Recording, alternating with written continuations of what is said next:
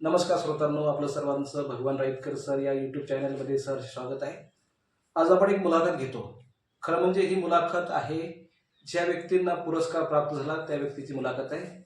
खरं म्हणजे त्या व्यक्तीच्या संदर्भात माहिती सांगताना प्रशासन असेल, पत्रकारिता असेल, वकिली क्षेत्र असेल, अशा विविध क्षेत्रामधली माहिती आणि आपण त्याला म्हणून पदवी घेतलेले जे व्यक्तिमत्व आहे त्यांना नुकताच पुणे येथे समाजरत्न पुरस्कार प्राप्त झाला आणि आपल्या चॅनलच्या माध्यमातून आपण अनेक पुरस्कार प्राप्त व्यक्तीचं कौतुक मुलाखत घेऊन करत असतो. आणि तो पुरस्कार जो मिळाला, तो पुरस्काराचं स्वरूप कसं आहे, पुरस्कार कशासाठी मिळाला आणि त्यांच्या कार्याची माहिती आपण घेत असतो. आज आपल्यासोबत हिंगोली येथील देवरत्न गव्हाणकर साहेब आहेत. त्यांना नुकताच पुणे येथील समाजरत्न पुरस्कार मिळालेला आहे. त्याविषयी आपण माहिती घेऊ. साहेब नमस्कार. सर्वप्रथम आपल्याला समाजरत्न पुरस्कार मिळाल्याबद्दल आमच्या चॅनलच्या वतीनं तुमचं मनपूर्वक हार्दिक अभिनंदन. साहेब, आपल्याला जो समाजरत्न पुरस्कार मिळाला तर तो समाजरत्न पुरस्कार कोणत्या संस्थेकडनं मिळाला आणि कुठे मिळाला ते आमच्या श्रोत्यांना सांगा. सदरचा पुरस्कार दैनिक चालू वार्ता पुणे येथे मिळाला आहे.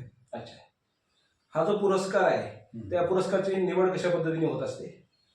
निवड आता ही जी संस्था आहे ती त्यांच्या पद्धतीने करते. अच्छा आपले समाजकार्य पाहून. अच्छा आणि सर्व्हिसमध्ये असताना सुद्धा समाजकार्य केलेलं आहे. अच्छा आणि रिटायर झाल्यानंतर तो आता आपला अधिकारच झालेला आहे. अच्छा 37 वर्ष सेवा केली. हा. ते आपल्याबरोबर आता 37 वर्षानंतर आता आपलं जे लाईफ आहे, जीवन, हे इतरांच्या कामी आलं पाहिजे. त्या दृष्टिकोनातून ही पावलं उचललेली आहे आणि हाती काम घेतलेलं आहे. अच्छा. बऱ्याच लोकांना समाजासाठी वेगवेगळे प्रदर्शने आणि आपले बांधव समाज त्यांच्यासुद्धा मेळावे घेऊन त्यांना रीतसर मार्गदर्शन केलेलं आहे. अच्छा मित्रांनो, या ठिकाणी साहेबांनी आता बोलताना सांगितलं की इन सर्व्हिस आणि सर्व्हिस झाल्यानंतर समाजकार्य करतात. समाजकार्य करताना दोन पद्धती आपल्याला नेहमी अनुभवतो. एक प्रत्यक्ष समाजामध्ये काम करणारा व्यक्ती असतो आणि दुसरा व्यक्ती सेवेमध्ये असताना समाजातील लोकांसाठी आपल्याला काहीतरी देणं लागतं या भावनेतून जेव्हा सेवा करतो तो व्यक्ती सुद्धा एक समाजसेवक असतो. आणि त्या कार्याची दखल घेत दैनिक चालू वार्तांनी त्यांना समाजरत्न पुरस्कार दिलेला आहे. साहेब, मला सांगा, समाजरत्न पुरस्कार मिळाल्यानंतर जेव्हा तुम्हाला निवडीचं पत्र आलं त्यावेळेच्या तुमच्या भावना नेमक्या काय होत्या ते सांगा. साहजिकच आहे, आत्मसमाधान. आपले कार्याची पावती कुठंतरी मिळाली त्या दृष्टिकोनातून समाधान व्यक्त होत आहे. आणि हे जे कार्य आपण समाजासाठी काहीतरी देणं लागतं त्या दृष्टीने एक आत्मसमाधान वाटते. आणि त्याचबरोबर मी आंतरराष्ट्रीय मानवाधिकार समितीमध्ये हिंगोली जिल्हा डिस्ट्रिक्ट लेवलला काम करतो. तसं मला नियुक्तीपत्रसुद्धा मिळालेलं आहे. मला सांगा साहेब, आता पुरस्कार ह्या सर्व गोष्टी जरी असल्या तर समाजकार्य करत असताना व्यक्ती जरी समाजकार्य करत असला तरी त्या व्यक्तीला कुटुंबाचा आधार किंवा कुटुंबाचं पाठबळ आवश्यक आहे. तुमच्या सामाजिक कार्यामध्ये तुम्हाला कुटुंबाचं पाठबळ कशा पद्धतीने मिळते आणि या पुरस्कारामध्ये कुटुंबाचा कशा प्रकारचा वाटा आहे असं तुम्हाला वाटतं? सदर प्रक्रियेमध्ये आपण काम करत असताना सुरुवातीला आनंद व्यक्त होतो. आणि त्या आनंदाच्या पाठीमागं घरची मंडळी, समाज बांधव, इतर समाजातील व्यक्तींचा त्यांचं आपण जेवढं कौतुक करावं तेवढं कमीच आहे, तेवढा त्यांचा पाठिंबा मिळत आहे. हीच अपेक्षा त्यांनीसुद्धा काम करणाऱ्या पाठीमागे राहावं आणि आपणही त्यांचं मनोनी काम करतो.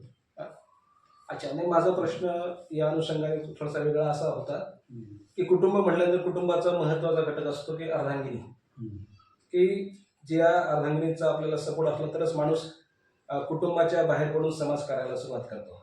तर तुम्हाला तुमच्या अर्धांगिनीचा कशा प्रकारचा सपोर्ट असतो? अगदी जेवण करण्याची व्यवस्था असेल, समाजकार्यामध्ये कसा सपोर्ट असतो, पण पुढे जाण्या येण्यामध्ये कशा पद्धतीचा सपोर्ट असतो ते थोडंसं सांगा, म्हणजे आमच्या श्रोत्यांना ते समाजकार्य करताना कौटुंबिक पाठबळ कसं असते समजेल.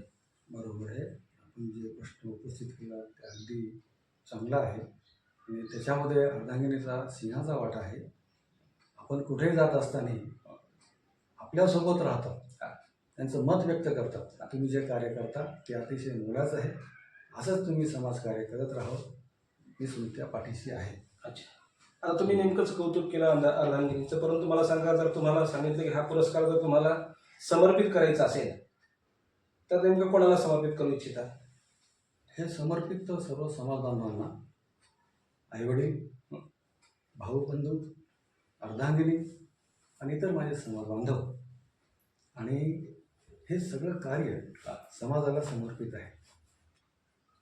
साहेबांनी अतिशय भावनिक असं होऊन समर्पणाचा प्रश्न विचारल्यानंतर सांगितलं.